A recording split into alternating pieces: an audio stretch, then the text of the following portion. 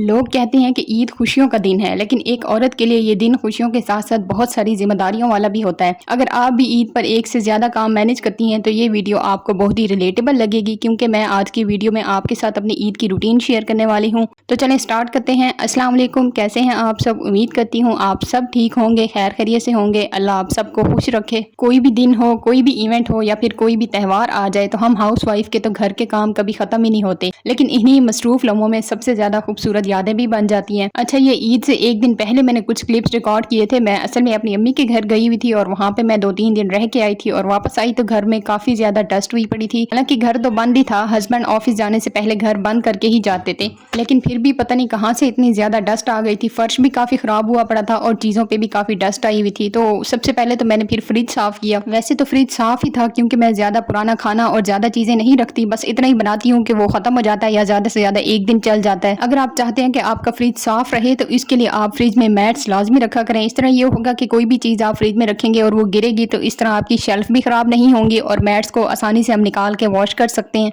Fridge साफ करने के बाद मैंने पूरे घर की डस्टिंग की। घर से मतलब बेडरूम, लिविंग रूम और किचन वगैरह की डस्टिंग की, क्योंकि यही चीज़ें ज़्यादा यूज़ में होती हैं। उसके बाद मैंने पूरा घर धोया, वाशरूम, सहन और फर्श सारा का सारा मैंने धो लिया था और इसमें मेरा काफ़ी टाइम भी लग गया था और बहुत ज़्यादा थक भी गई थी। और ऐसा नहीं है कि मैंने अकेले ही सारा काम किया था, इसमें हस्बैंड ने भी काफ़ी हेल्प कराई थी। इस दौरान मैंने कोई क्लिप्स रिकॉर्ड नहीं किए थे, क्योंकि मुझे बस ये था कि मैं जल्दी से काम खत्म कर लूँ और दूसरा बच्चे भी छोटे हैं तो स्माविया थोड़ी सी वीक है, वो हर वक्त गिरती रहती है तो गीले फर्श पे वो जल्दी स्लिप हो जाती है। मगरिब की नमाज के बाद हम लोग मार्केट चले गए थे, क्योंकि बच्चों के ईद के कपड़े मैंने अभी तक नहीं लिए थे। और ये वाली जो ड्रेस है ये मेरे हस्बैंड को बहुत पसंद आई थी उमैमा के लिए। मुझे तो कुछ खास पसंद नहीं आई और ना ही मैं इसको लेने के हक में थी, क्योंकि ये बहुत महंगी दे रहे थे। 3500 की बोल रहे थे और 3000 के उन्होंने हमें दी थी। काफी इसरार कर रहे थे कि बहुत ही अच्छी लोन है। खैर ये पहनेगी तो फिर ही पता चलेगा कि कितनी अच्छी है। और मुझे ये ब्लैक कलर की फ्रॉक पसंद आई थी। ब्लैक कलर उसको सूट भी करता है और स्माविया की मैंने व्हाइट कलर में ली थी। सारे ही कपड़े अच्छे थे और लॉन के थे और साथ में ढीले ढाले से थे, तो मुझे तो काफी ठीक लगे बच्चों के, क्योंकि गर्मी है बहुत ज्यादा और फैंसी ड्रेस तो हम इनको पहना नहीं सकते। बस फिर वहां से आके मैंने फौरन ही इनके कपड़े बस रखे नहीं है, फौरन इनको आयरन करके मैंने हैंग कर दिए थे, क्योंकि सुबह बहुत ज्यादा मसरूफियत होती है और टाइम भी नहीं मिलना था। और अब भी काफी लेट हो गया था, 10 तो बज ही चुके थे और मैं तो अपने बच्चों को 9 बजे ही सुला देती हूँ, तो काफी ये तंग कर रही थी। इनको मैंने दूध दे के सुला दिया, मेहंदी भी नहीं लगाई। वैसे तो हमारी कॉलोनी में 2-3 पार्लर बने हुए हैं, लेकिन मैं पार्लर नहीं जा पाई और ना ही मैं ज्यादा जाती हूँ, बस इवेंट्स पे जाती हूँ। और दूसरा स्माविया भी बहुत ज्यादा तंग करती है, वो बस गोद में ही चढ़ी रहती है, तो इस तरह काम भी नहीं हो पाता। और एक और सच बात बताऊं तो पार्लर के खर्चे जो है वो बजट में नहीं आते, तो बस जो भी कोई हल्का फुल्का काम होता है तो वो मैं घर में ही करके मैनेज कर लेती हूँ। और आपको भी यही मशवरा दूंगी कि ज्यादा ना ही जाए तो बेहतर है। अगर आप इजीली अफोर्ड कर सकती हैं तो बेशक जाएं। आजकल जो महंगाई का दौर है उसमें हमारे जैसी मिडिल क्लास औरत को खुद की जात को पीछे रख के घर को देखना ही पड़ता है, और यही सच्चाई है हमारे माशरे की। और ये मेरा ईद का ड्रेस है जो कि मैंने खुद ही सिलाई किया है, और चूंकि मैं अपनी अम्मी के घर गई हुई थी तो वहीं पे मैंने इसको सिलाई किया है, इसलिए इसकी कटिंग और स्टिचिंग वगैरह शेयर नहीं कर पाई। इसकी ना सिर्फ शर्ट के दामन और दुपट्टे के चारों साइड पे हल्की फुल्की एम्ब्रॉयडरी की हुई थी, तो गले पे नहीं थी। मुझे लग रहा था कि गला बिल्कुल सिंपल अच्छा नहीं लग रहा था, इसलिए गले पे मैंने हल्की सी डिजाइनिंग की।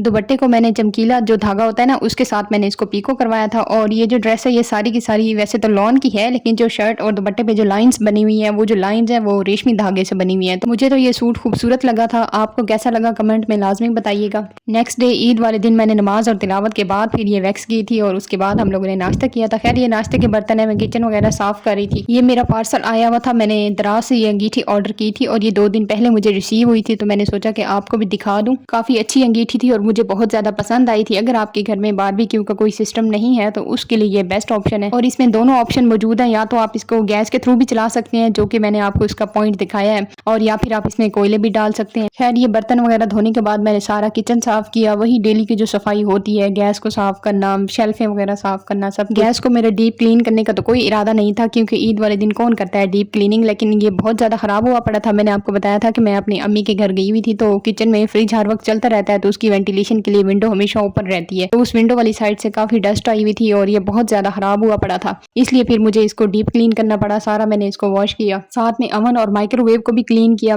क्योंकि रेगुलर डेली बेसिस पे जो क्लीन कर रही होती है तो फिर तो ज्यादा मट्टी नहीं आती, लेकिन अब तो 2-3 दिन के लिए यूज नहीं हुई, कोई भी चीज यूज नहीं हुई, तो काफी ज्यादा डस्ट आई हुई थी। फ्रिज को तो मैंने एक दिन पहले ही क्लीन कर लिया था, लेकिन ये सारी चीजें रह गई थी। और वैसे भी किचन तो हम हाउस वाइफ की जान ही नहीं छोड़ता, एक चीज साफ करो तो दूसरी गंदी चीज निकल आती है और इस तरह फिर निकलती ही चली जाती है। और यही सब करते करते मेरा बहुत सारा टाइम लग गया। वैसे तो मैं हर ईद पे एक दिन पहले ही सब कुछ साफ कर लेती हूँ, यानी कि ईद वाले दिन मुझे हल्का फुल्की क्लीनिंग करनी होती है बस। फिर सहन में झाड़ू लगाया, और सहन तो हर घर की एक ऐसी जगह होती है जो कि लाजमी दिन में एक बार या 2 बार साफ करनी पड़ती है, क्योंकि ओपन एरिया होता है और यहाँ पे बहुत ज्यादा डस्ट और गंद वगैरह आता रहता है। कभी हवा चलती है तो आंधी के साथ भी बहुत कुछ आ जाता है, और हमारे एरिया में तो बहुत ज्यादा आंधियां आती रहती हैं, हर हफ्ते ही ऑलमोस्ट विजिट करने आई होती हैं। खैर सारा काम हो गया था, सिर्फ मॉपिंग रह गई थी, तो मैंने सोचा इसको भी कर ही लूँ। वैसे तो फर्श धोया था तो फर्श साफ ही था, लेकिन फिर भी बस मुझे लगा कि ये भी कर लूँ। इसी दौरान दूध आ गया था, दूध को मैंने बॉईल किया और साथ में और भी छोटे मोटे काम थे वो भी खत्म किए। सुबह से उमैमा मेरे पीछे लगी हुई थी कि मम्मा मुझे कब मेहंदी लगाई थी, और मुझे था कि टाइम ही नहीं मिल रहा था मुझे। मेहंदी अगर पहले से आई पड़ी होती तो मैं इनको लगा देती, दोपहर को लगा देती एक दिन पहले, लेकिन हस्बैंड को कई बार बोला था तो वो भूल गया और इसी तरह रहती रह गई। फिर जब मैं रात को उनके कपड़े लेने गई तो फिर मैं मेहंदी लेके आई थी। खैर जब सारा काम हो गया था, सफाई वगैरह हो गई और मैं फ्री हो गई थी, फिर जाके मुझे ईद वाली वाइब्स आना स्टार्ट हुई। वैसे अगर देखा जाए तो ईद उल अज़हा हम ख्वातीन के लिए बहुत ज्यादा मसरूफियत वाली होती है, इसमें काम काफी ज्यादा होता है और इसके साथ साथ थकावट भी बहुत ज्यादा हो जाती है। ये सब सिर्फ मेरे साथ होता है या आपके साथ भी ऐसे ही होता है? क्योंकि बाज़ घरों में तो ऐसे ही होता है ना कि जिन माओं की बेटियां बड़ी हो गई होती हैं तो वो उनका हाथ बटा लेती हैं, या फिर जॉइंट फैमिली सिस्टम में भी ऐसे ही होता है कि काम डिवाइड हो जाता है। बच्चों के मैंने फिर मेहंदी लगाई, और एज यूजुअल मुझे कुछ खास डिजाइनिंग आती नहीं है। अगर मैं कोई डिजाइन वगैरह देख लूँ तो उसको देख के मैं बना सकती हूँ, और मेरे ख्याल से मैंने इनको वही डिजाइन बनाया जो मैंने ईद उल फित्र में इनको बनाया था। और वो जो प्रिंटेड मेहंदी होती है वो बच्चों की नहीं मिलती ना, तो इसलिए फिर इनको मैंने ऐसी लगा रही। और जो मैंने अपनी लगाई ये डिजाइन मैंने इंस्टाग्राम पे देखा था और मुझे बहुत ज्यादा पसंद आया था। ऐसे छोटा छोटा सा हाथ ऐसे लग रहा था जैसे हाथ प्रिंटेड हो। और लेफ्ट हैंड पे तो हम इजीली नेल पेंट या फिर मेहंदी वगैरह लगा सकते हैं, लेकिन राइट हैंड पे लगाना काफी मुश्किल हो जाता है। बस फिर बच्चों को मैंने जल्दी से रेडी किया और माशाल्लाह से दोनों बहुत प्यारी लग रही थी। अल्लाह हम सब के बच्चों की हिफाजत फरमाए, आमीन। इसके बाद मैं फिर किचन में आ गई थी क्योंकि मुझे क्रीम चाट बनानी थी। मीठे में बस मैंने यही क्रीम चाट ही बनाई थी। पहले मेरा इरादा था कि मैं केक बनाऊंगी, लेकिन फिर ईद से एक दिन पहले काफी ज्यादा काम था, टाइम भी नहीं मिला, और दूसरा अंडे भी खत्म थे, और इसके अलावा ईद के बाद कुछ दावतें भी करनी है, तो सोचा कि मैं केक उस टाइम ट्राई कर लूंगी। और क्रीम चाट बनाना बहुत ही ईजी है, बस आपने जितने फ्रूट्स लेने हैं, थोड़े लेने हैं या ज्यादा लेने हैं, सारे के सारे छोटे छोटे कट करके एक बाउल में डाल दें, और इसके ऊपर से व्हाइट पेपर, ब्लैक पेपर और क्रीम डाल दें,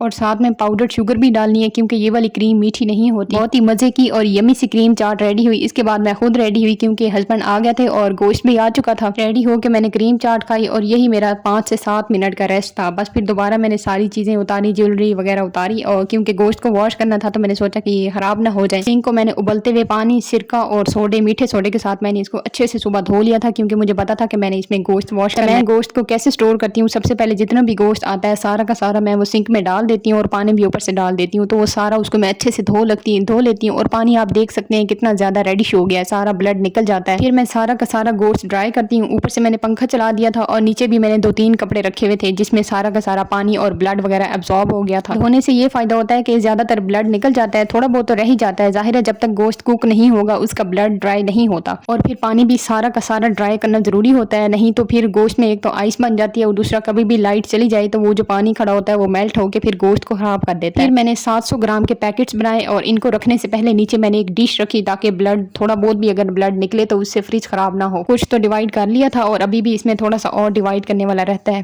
खैर इसके साथ साथ मेरा बहुत ही मजेदार सा मटन पुलाव रेडी हो गया। उम्मीद करती हूँ वीडियो पसंद आई होगी। अल्लाह हाफिज।